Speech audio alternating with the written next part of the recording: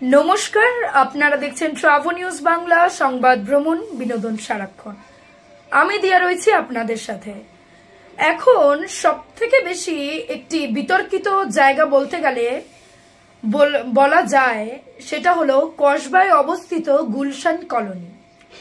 Gulshan colony এমন একটি জায়গা যেখানে ঠিক কিছুদিন আগেই ওখানকার কাউন্সিলরের ওপরে হামলা করা হয়েছিল।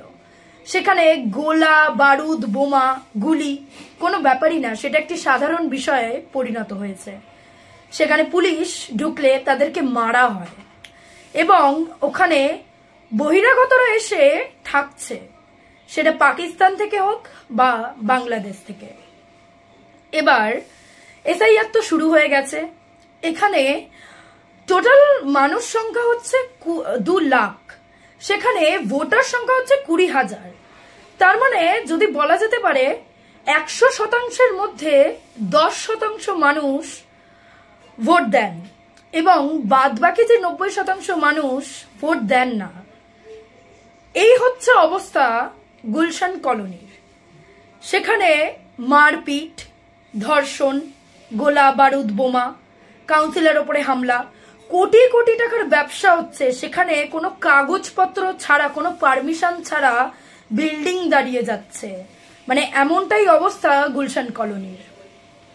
এবার এসআইআর যখন শুরু হয়ে গেছে তখন এটা দেখা যাচ্ছে যে টোটাল 2,500 বাড়ি, মানে শুধুমাত্র 4টে এলাকার কথা বলছি, মানে 4টে পাড়ার কথা বলছি। ওখানে পাড়ার নামগুলো ইংলিশে অ্যালফাবেট দিয়ে শুরু হয়। তো আমি 4টে পাড়া নিয়ে কথা বলছি, যার মধ্যে হচ্ছে M, N, P এবং L।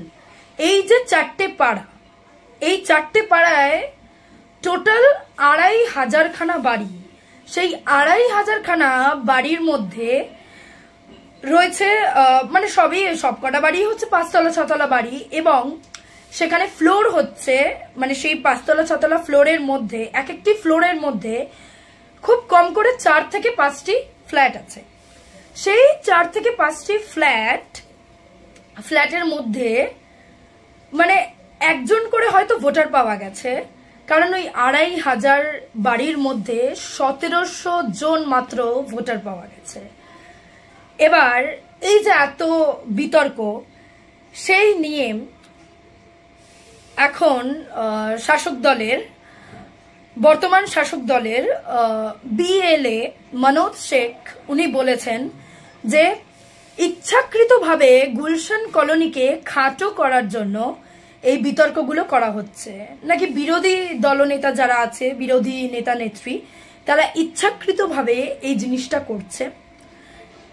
এবার উনি আরো বলেছেন যে অনেকে আছেন যারা অন্য জায়গায় ভোট দেন, এখানে হয়তো ভোট দেন না, তাদের অ্যাড্রেস এখনো পর্যন্ত চেঞ্জ করা হয়নি। কিন্তু এখানে এখানে একটা প্রশ্ন দাঁড়াচ্ছে, যেটা হলো শুধু বর্তমান শাসক দলের BLA কেন? আরো শাসক দলের BLA কোথায়? অন্যান্য শাসক দলগুলির BLA কোথায়? এটাই হচ্ছে প্রশ্ন। অন্য আরো বিরোধী শাসক দল এই সেই, সেখানে আরো শাসক দলের BLA কোথায়? শুধু বর্তমান শাসক দলের BLA কেন? এই প্রশ্ন। আর কসবার ওই গুলশান কলোনি একটি ওয়ান্টেড কলোনিতে পরিণত হয়েছে, যেখানে কেউ সেফ না, কোনো মানুষ সেফ না, কোনো মানুষ না। ওখানকার অবস্থা এমন, গোলা, বারুদ, বোম, ধর্ষণ, সবকিছু।